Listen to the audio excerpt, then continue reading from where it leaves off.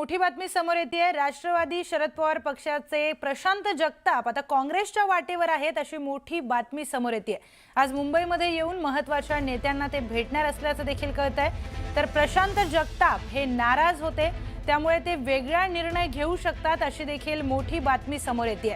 तर दोन्ही राष्ट्रवादी पुण्यामध्ये एकत्र येण्याच्या मुद्द्यावरून प्रशांत जगतापांनी आपली नाराजी ही व्यक्त केलेली होती। त्यासाठी त्यांनी शरद पवारांची देखील भेट घेतली होती आणि त्या भेटीनंतर त्यांनी त्यांचा जो काही नाराजीचा सूर आहे तो पत्रकारांसमोर मांडलेला देखील होता।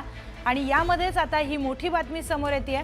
काँग्रेसच्या वाटेवर प्रशांत जगताप जातात की काय पाहणं महत्त्वाचं आहे। आपण या संदर्भातच बोलूयात आपल्या प्रतिनिधी सुस्मिता भदाणे यांच्याशी। सुस्मिता, प्रशांत जगताप नाराज असल्याचं आपण बघतोय, पण आता काँग्रेसच्या वाटेवर ते जातील का? खरं तर नाराजगी प्रशांत जगताप यांनी उघडपणे सगळ्यांसमोर मांडली आहे, पक्षश्रेष्ठींसमोर मांडलेली होती। दोन्ही राष्ट्रवादी एकत्र येत असल्यानं प्रशांत जगताप हे नाराज असल्याच्या चर्चा गेल्या काही दिवसांपासून होत आहेत आणि या नाराजीनंतर आता काँग्रेसमध्ये प्रवेश करण्याच्या तयारीमध्ये स्वतः प्रशांत जगताप असल्याचं एक चर्चा सध्या आपल्याला पाहायला मिळते आहे। परंतु काँग्रेस पक्षाच्या वतीनं स्थानिक नेत्यांशी चर्चा करून निर्णय घेतला जाईल। काही वेळातच याबद्दलची अधिकृतपणे घोषणा पक्षाकडनं होणं अपेक्षित आहे। नाराजी दूर करण्यामध्ये कुठेतरी राष्ट्रवादी काँग्रेसला अपयश आल्यामुळे काँग्रेसच्या वाटेवरती या संपूर्ण प्रकरणामध्ये प्रशांत जगताप असल्याचं आपल्याला पाहायला मिळतं आहे।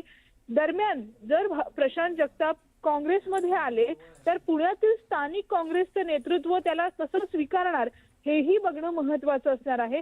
त्यामुळे दोन्ही बाजूंनी नाराजीचा सामना हा प्रशांत जगताप यांना करावा लागणार आहे। निश्चितच सुस्मिता, नेमकी ही मोठी बातमी आपण आता बघतोय, यावर सुप्रिया सुळेंची देखील प्रतिक्रिया आलेली होती। धन्यवाद आपण दिलेल्या सविस्तर माहितीसाठी। तर एक ब्रेकिंग न्यूज समोर येते। मुंबई महापालिका निवडणुकीबाबत वर्षा बंगल्यावर बैठक देखील सुरू झालेली आहे। मुंबईतील 6 लोकसभा विभागावर बैठका मुख्यमंत्री घेणार आहेत। आजच्या बैठक उमेदवारांच्या नावांवर आज शिक्कामोर्तब होईल अशी मोठी बातमी समोर येते। मुंबई महापालिका निवडणुकीबाबत आत्ताच बैठक सुरू झालेली आहे। तर मुंबईतील 6 लोकसभा विभागावर बैठका होणार आहेत आणि मुख्यमंत्र्यांच्या अध्यक्षतेखाली या बैठका होणार आहेत। आजची बैठक आणि त्यामध्ये उमेदवारांच्या नावांवर शिक्कामोर्तब होईल अशी माहिती समोर येते। मोठी बातमी आपण आता बघतोय।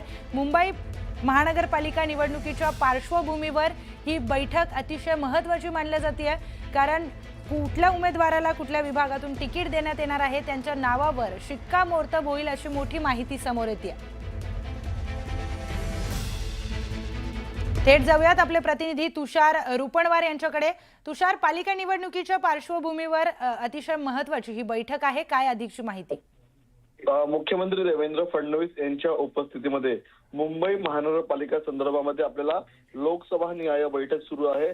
6 लोकसभा मतदारसंघातले प्रमुख जिल्हाध्यक्ष असतील, प्रमुख नेते असतील, यांच्यासोबत आता देवेंद्र फडणवीसांची अंतिम टप्प्यातली बैठक सुरू आहे। आज प्रामुख्याने उमेदवारांसंदर्भातली आपल्याला अंतिम निश्चिती होताना पाहायला मिळणार आहे, कारण की महायुती संदर्भामध्ये जवळपास अंतिम टप्प्यामध्ये सर्व घडामोडी आलेल्या आहेत। फक्त 20 जागांसंदर्भातली चर्चा अजून सुरू आहे। ते मुख्यमंत्री देवेंद्र फडणवीस आणि उपमुख्यमंत्री एकनाथ शिंदे यांच्या पातळीवरचा विषय मिटणार आहे। मात्र भाजपमधल्या उमेदवारांच्या संदर्भामध्ये स्वतः मुख्यमंत्री देवेंद्र फडणवीस, भाजपचे अध्यक्ष अमित साटम, भाजपचे मुंबई प्रभारी आशिष शेलार या महत्वपूर्ण सर्व नेत्यांसोबत आपल्याला आता वर्षा निवासस्थानी संवाद साधताना पाहायला मिळतात।